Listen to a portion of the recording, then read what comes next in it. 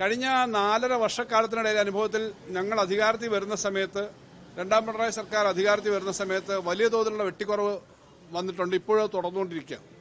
ആ വെട്ടിക്കുറവിന്റെ ഭാഗമായിട്ട് വന്നേക്കുന്ന വലിയ കുറവ് നിൽക്കുന്നതുകൊണ്ട് ആദ്യത്തെ 2-3 വർഷക്കാലം ഞങ്ങളുടെ ചെലവ് 30,000 കോടിയാണ് തൊട്ടു മുമ്പത്തെ ഗവൺമെന്റിന്റെ അവസാനത്തെ വർഷത്തേക്കാൾ വർദ്ധിച്ചത്. കാരണം ഇതുപോലെ തന്നെ ശമ്പള പരിഷ്കരണം അടക്കം വന്നുകൊണ്ടാണ്.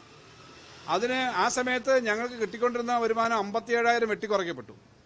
അത് നിന്നുകൊണ്ടാണ് ഞങ്ങൾ ഈ കാര്യം ചെയ്തത്. കഴിഞ്ഞ ബഡ്ജറ്റിന്റെ സമയത്ത് ഞാൻ പറഞ്ഞു, കേരളത്തിൽ ഞങ്ങളെ ധനപരമായിട്ടുള്ള കാര്യം നോക്കുമ്പോൾ ഒരു ടേക്ക് ഓഫ് ഉണ്ട്. അപ്പോൾ കളിയാക്കിയ ആളുകൾ ആദ്യം തൊട്ടേ പറയുന്നത് ഇത് പൂച്ചവറ്റ് കിടക്കുകയാണ്, ഖജനാവില്ല. പക്ഷേ ഇതെല്ലാം പറയുമ്പോഴും കഴിഞ്ഞ ഗവൺമെന്റിന്റെ കാലത്തെ അളവിനേക്കാളും കൂടുതൽ വർധനയാണ്. ഇപ്പോൾ 1,75,000 കോടി ശരാശരി ഒരു വർഷം ചെലവാക്കുന്ന നേരത്തിലേക്ക് വന്നിട്ടുണ്ട്. അത് വളരെ നന്നായി പ്ലാൻ ചെയ്തുകൊണ്ടാണ്. അപ്പോൾ ഇപ്പോൾ ഇക്കാര്യത്തിന് വരുന്ന ബാധ്യതകൾ നല്ല തുക ബാധ്യത വരും. ഇത് കൃത്യമായി ചെയ്യാൻ പറ്റും.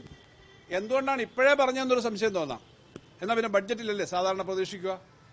നിങ്ങളെല്ലാം പ്രതീക്ഷിക്കും ബഡ്ജറ്റ് സമയത്താണ്. ഇപ്പോൾ ബഡ്ജറ്റ് ഒരെണ്ണം കൂടെ അവതരിപ്പിക്കും.